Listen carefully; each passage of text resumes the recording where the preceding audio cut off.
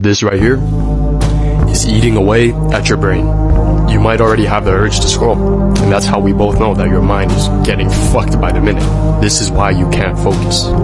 Before I started becoming aware of this, there'd be times where, when there's nothing to do, I immediately open Instagram. Then after a couple minutes, Snapchat. After a couple minutes, TikTok, and then YouTube. And it just becomes a cycle. And this cycle happens subconsciously every time I get bored. You ever had that moment where you were gonna do something and then you end up getting distracted by another thought or something you saw over here, and you immediately forget what you were gonna do, and now you're just stuck there like, wait, what was I gonna do again? It's because of the spontaneous behavior that you've trained your mind to adapt to. You can't focus on one task because the moment it doesn't become satisfying or it doesn't feel good, that's a key word, you're putting your emotions into it as well, you immediately look for another thing to satisfy you.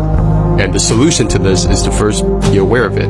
And if you're still here, then obviously now you're aware of it. Next step is you gotta be consciously intentional with what you're doing on a day-to-day basis. Your habits.